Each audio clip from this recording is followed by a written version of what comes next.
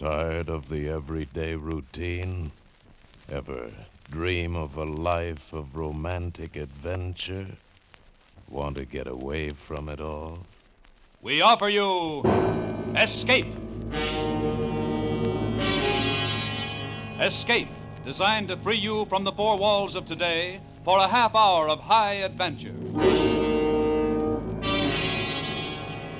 Tonight, we escape with the pilot of an experimental jet rocket aircraft, about to be hurled 40 miles out from the Earth's surface into the limitless boundaries of space, where he receives the most terrible warning in the history of man, from which there is no escape, as Graham Dorr tells it in his thrilling and widely discussed story, The Outer Limit, starring Frank Lovejoy.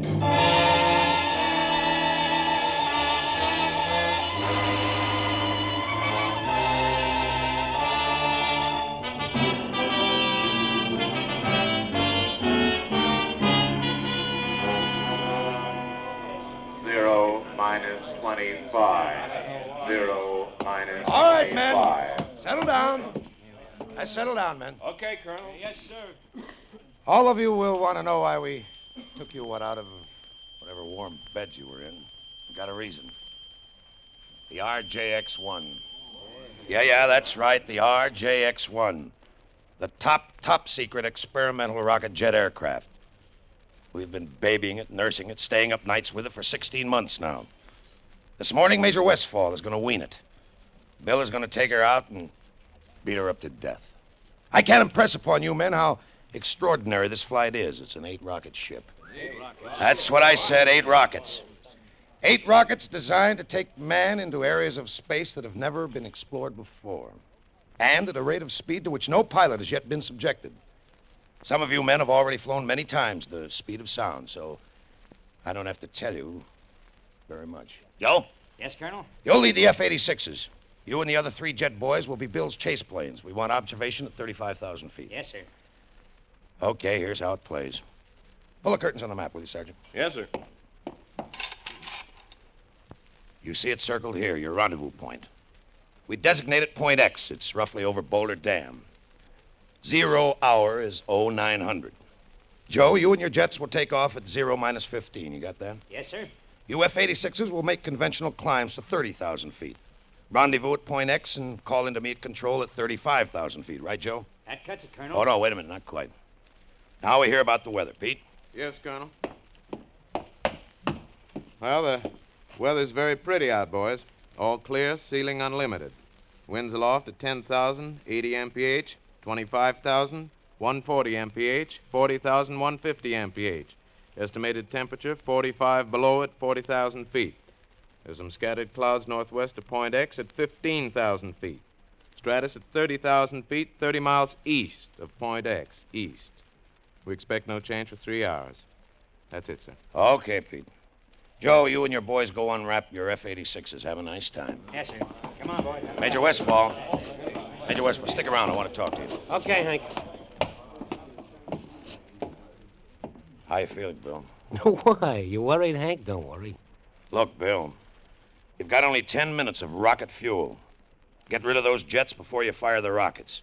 Fire only one rocket at a time. Yeah, that's right. Now, look, I'll be listening in on the public address at control. I won't bother you until you're airborne. It'll be between you and the tower until then. All right, don't worry, Hank. I'm going to fly that baby higher and faster than anybody ever did before, just like you said. I'm going to take it up and I'm going to bring it back. And then you and I'll have dinner together.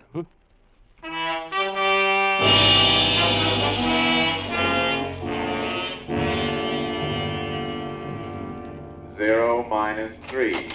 0 minus... Good morning, Colonel. Mr. Hargrove, you'll be here at the control with me? It's all right with you, Colonel. I wouldn't have it any other way. You've checked the communications equipment, Sergeant? Oh, yes, sir. Major Westfall's been assigned a special radio frequency of 3970. Good. You'll take care of it, Sergeant. We don't want it to poop out or anything like that, do we? Yes, sir. No, sir. Hargrove, I got a thing on my mind. That boy on the plane you geniuses designed, he's my best boy. It's our best plane, Colonel. It better be. Now it's your turn. What do you got on your mind? Everything's in proper order, Colonel. Recording equipment, the television cameras in the cockpit, everything. Every known scientific device, even some unknown. They've been very We're talking about a man, Hargrove. That's all I really want to get back out of this. What about the man? There may be one difficulty. Tell me about it. I'd like to know. The takeoff, with all that load. The jets, the rockets, all at maximum fuel capacity. It's never been tested that way before. Go on, Mr. Hargrove. Well, it's just that Major Westfall has only 6,000 feet to get his ship airborne. If he accelerates from 0 to 160 miles per hour in 6,000 feet, he should be airborne in 7 seconds. 7 seconds, that makes 0 plus G. Yes, Colonel. Beyond 0 plus G, well, beyond that, we don't know. We just don't know. Thanks. Thanks for everything, Mr. Hargrove. Sergeant, Yes, sir. flip your switch on Major Westfall. I hear he's got a swell program. Flip them all, will you, Sergeant? Yes, sir. RJX1 to tower. Any change in weather? Tower to RJX1. Barometer reading 29.7. Set your altimeter accordingly. Roger. Wind 15 miles from south. Take off runway 27. Runway 27. Got it. 0 minus 130. 0 RJX1 to control. 130. Over. Control to RJX1, go ahead. This is just for you, Hank. Cabin pressure, okay. Oxygen pressure, okay. All right. Get off the dime, kid. Take a pill, Hank. You'll need it to settle your stomach. 0 minus 1. 0 RJX1 to crew minus 1. chief, over. Crew chief to RJX1. Go ahead. I'm ready to fire. Hold it. Okay. All set to fire. Clear? Clear. Starting right, jet. Starting left, jet. 0 minus 30 Tower to seconds. RJX1. 0 Over. minus 30 seconds. RJX1 to tower, go ahead. Western Airlines Convair reported over Ventura. Got it. Eastbound Constellation at 17,000 over Salt Lake. Roger. Western Airlines DC-4 on Base Lake at 1,000 over Burbank. The rest of the air is yours. Thank you so much. 0 minus 10. RJX1 to 9, tower. Ready for 8, takeoff. Tower to 7, RJX1. 6, Clear for takeoff. 5, Good luck, Bill. 4, 3, 2, 1, 0. He's rolling. 0 plus He's rolling. B, C, D, E, Bill, F, lift it. G, Lift it. H. Lift it, Billy. He made it. Bill made it, Mr. Hargrove.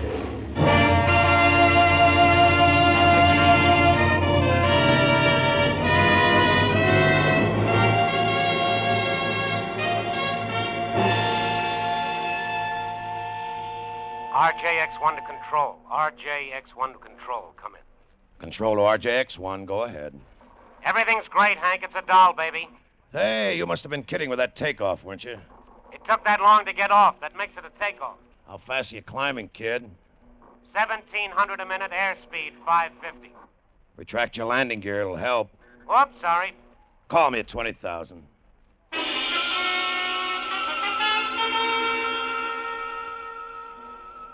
Heading is 87. Everything is real good. Come in, Hank. How do you feel? I like it here. Pressure okay? Okay.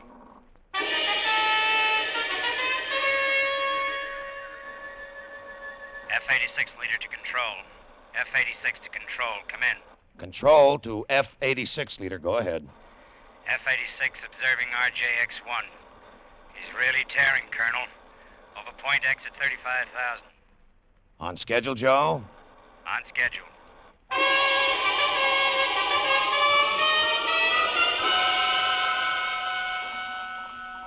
RJX1 to control. RJX1 to control. Come in. Control to RJX1, go ahead, Bill. 40,000 feet, Hank. Still a down, baby? Still is. Ready to pressurize. Can you hear me okay, Hank? Coming in fine.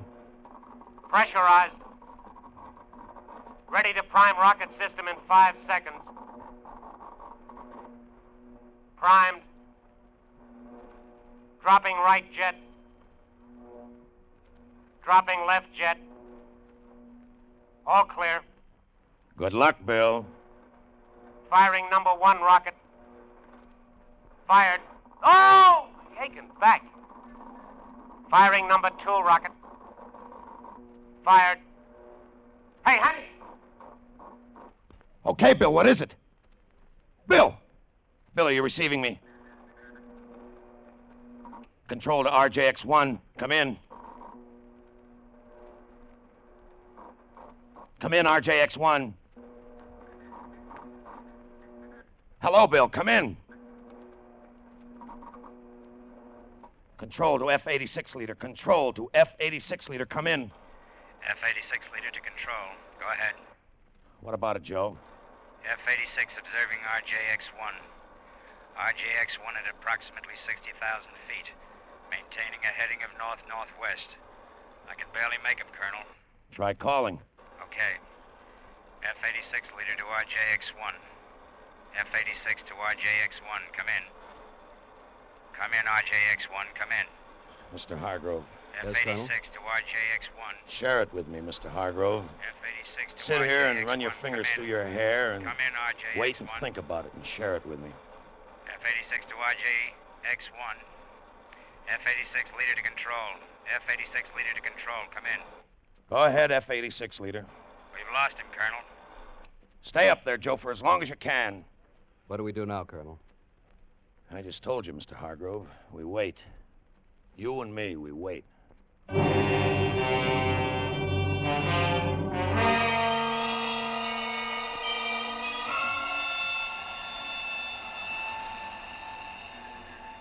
lost him, Colonel. You haven't lost me. I can hear you, Joe.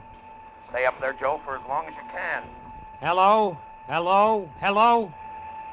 I'll try another frequency, Joe. RJX-1 to F-86. Can you make me? RJX-1 to F-86. Come in. Come in. No good, huh? I'll switch back to Channel Charlie.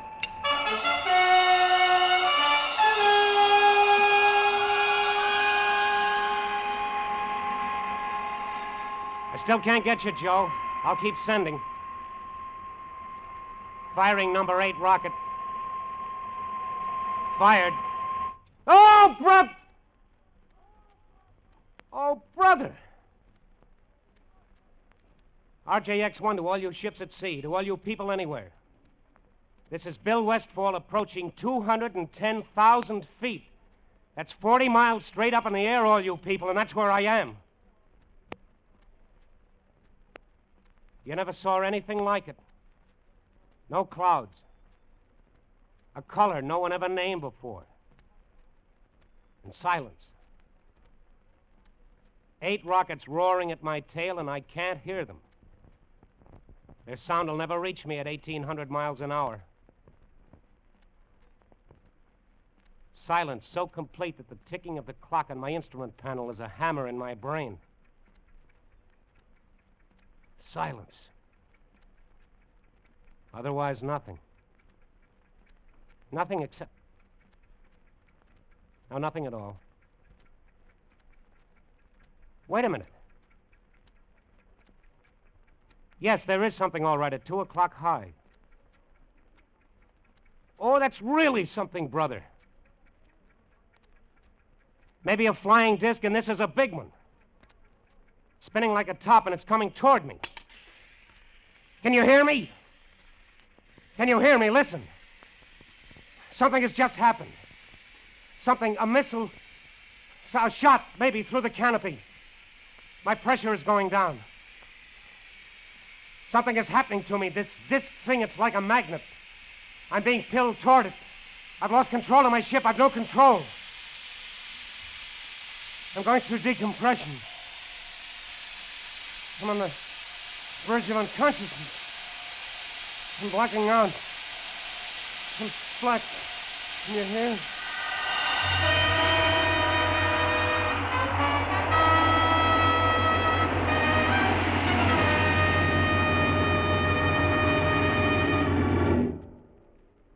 You are listening to The Outer Limits, starring Frank Lovejoy, in another thrilling adventure on Escape.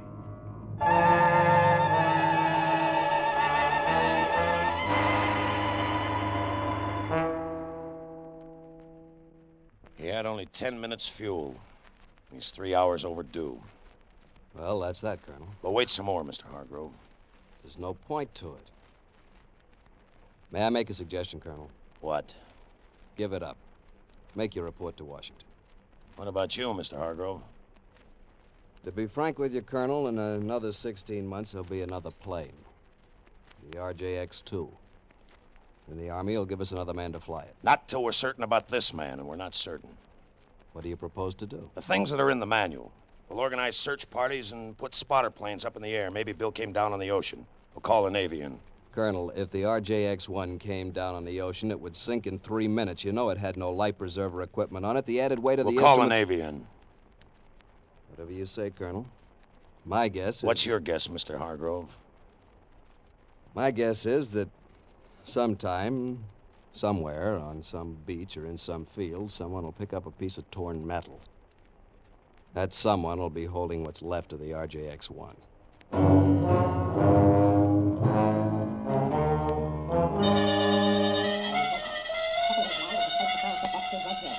You're aboard that ship now. Am I getting through to you? Can you understand me? But there is no manifestation that we're in communication with him, sir. Yes, sir. I am Zeglon. You're aboard the Space Patrol ship S2J3. Am I in communication with you? Can you understand me? Are we in contact? Can you understand now what I am saying to you? Yes. Yes, I can understand you. Earthman, your brain is in turmoil, is it not? It has great difficulty in accepting what you see. Yeah. Yes, that's right. Accept it. What you see here exists. All this? This exists? It exists, Earthman. The spaceship you're on exists. Those jet dynamos you see before you exist. Jet dynamos driven by the harnessed power of 1,000 suns. Listen, Earthman. Listen to them.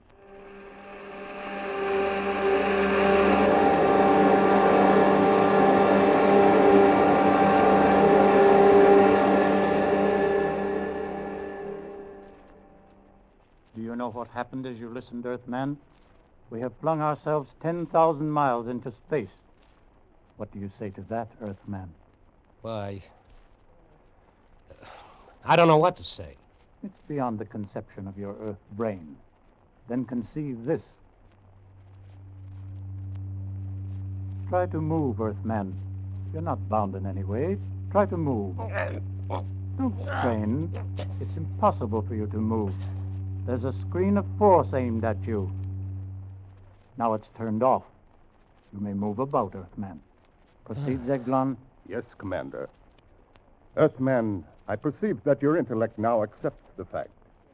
You are aboard Space Patrol ship S2J3. I am Captain Zeglon of the Galactic Guard. Galactic? Galactic Guard? The guardian of the galaxy. The guardian of the universes. The instrument the Brotherhood of Worlds has set up in defense against such a civilization as yours. What puzzles you, Earthman? Well, I can't see you. I can feel that you're here, but I can't see you. There is no necessity for you to see us. It is sufficient that we communicate with each other. Yes, but talking to you is...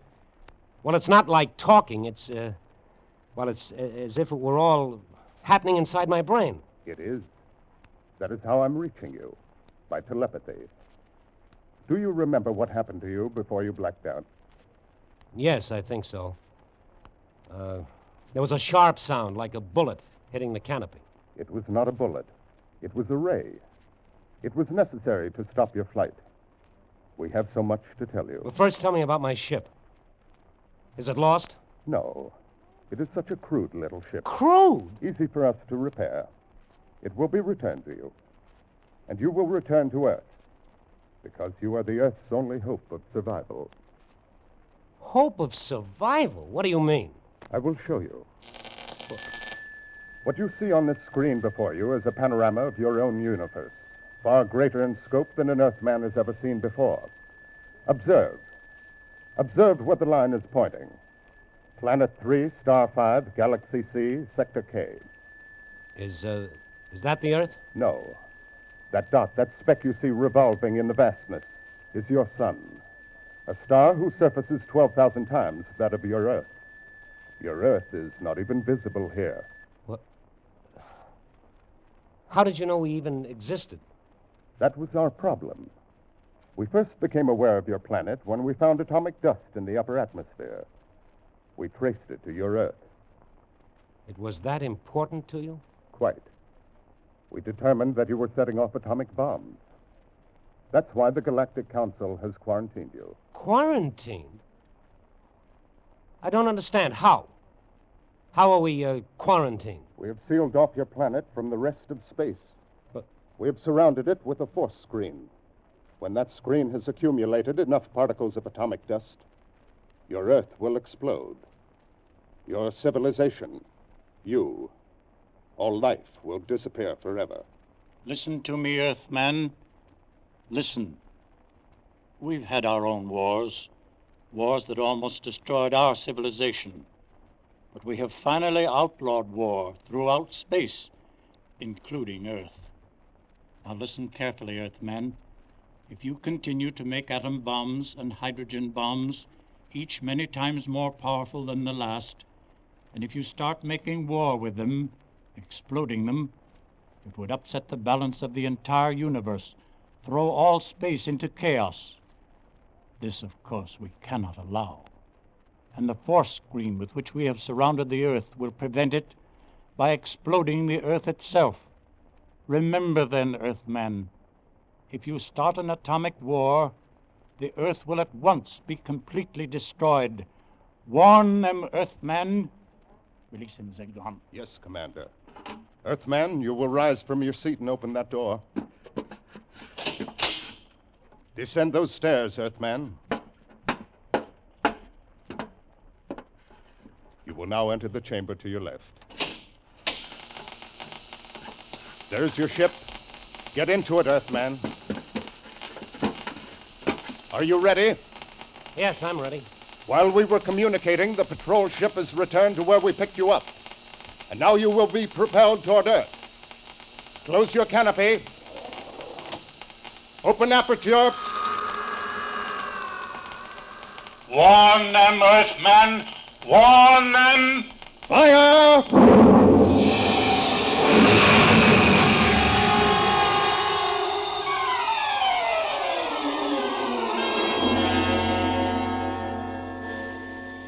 RJX-1 to tower. RJX-1 to tower. Come in. RJX-1 to tower. Come in, tower. Tower to Funny Man. You loaded, kid? How did you get in on this frequency? Listen, this is RJX-1. RJX-1 coming in for landing. Give me landing instructions. Tower to Funny Man. Impossible that you're RJX-1. He's 10 hours overdue. Get away from the area. Area cleared for bomber practice approaches. This is Major Westfall and RJX-1. Come on, kid, give me landing instructions. I have no fuel. I'm gliding. What? Hey! Hey, yeah, I see you now, Major. Wait a minute. I'll restrict the area. Okay, RJX-1. Go ahead. Approximately 6 miles north of field. Clear area for 10 miles. Being cleared. What's your altitude? 10,000. Estimate 6 minutes to land. Tower to RJX-1. You are cleared to land. Runway 9. Wind east-southeast 15. Roger. Coming down.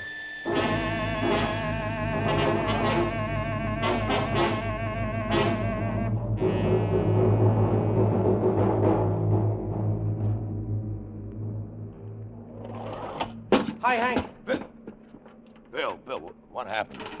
Hank, you won't believe it, but you've got to.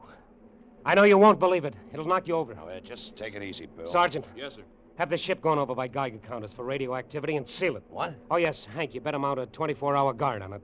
Look, what did you run into? Plenty. Listen to me, Hank. They said the Earth would explode. They said it was the end for us. They said that? Come on, let's go over to my office. You gotta believe me. Read it like an order, Bill. My office. I want Major Donaldson to look at you. The psychiatrist? Hank, you've got to listen to me. Come on over to the office.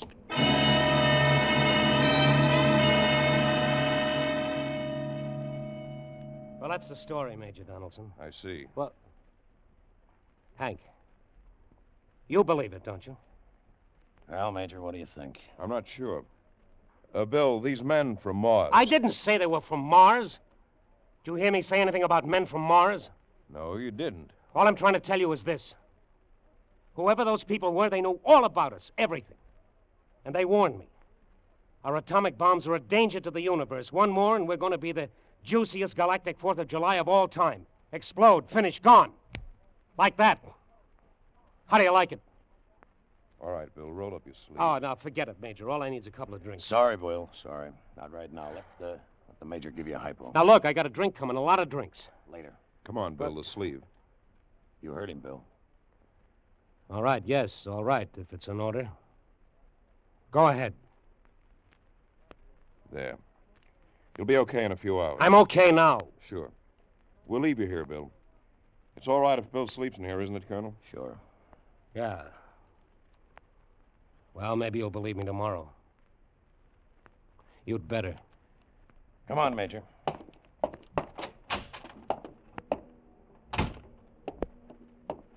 He'll be okay by himself, Major? He's been under a strain, but he'll sleep a long time. You better explain it to his wife somehow. I'll talk to him tomorrow. Tough. I've heard he's one of the best. He's the best. A combination of nerve and loyalty and lightning reflexes that comes once in 10 million times. What about it, Major? How does Bill look to you? I can't tell yet. Maybe a week, 6 months, 6 years. I'll need a whole lot of time with him before I can tell. I see. Well, we'd better get some sleep, too. Right. And don't worry, Colonel. He's a strong boy. Best nerves I've seen. I'd say things will be all right. Delusions like Bill's latched on to... Well, delusions like this... Major. Yes, Colonel? Major, when you make your charts for Bill, diagnose him and treat him and do all the things you have to, when you do that, Major, consider this. Yes? How did he keep that plane in the air for 10 hours? For 10 hours, Major, when he had fuel to last him only 10 minutes.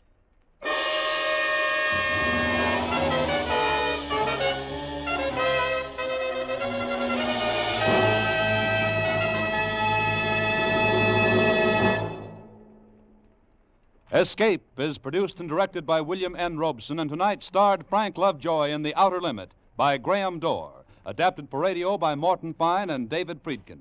Featured in the cast were Charles McGraw as the Colonel, Jeff Corey as Major Donaldson, Stan Waxman as Zeglon, and Ian Wolfe as Zill. Special music was arranged and conducted by Del Castillo. Actual flight details were authenticated by rocket test pilot Gene May, Sergeant Hartley Caldwell of the Air Force Section of the Armed Forces Public Information Office, and by the Douglas Aircraft Corporation. Next week. You were on the Baltic Sea within sight of the Soviet coast, where your Russian wife is secretly waiting to escape with you to England. And on the cold, dark waters behind you, an armed patrol boat is about to discover your small sailing craft. If it does, you will never escape.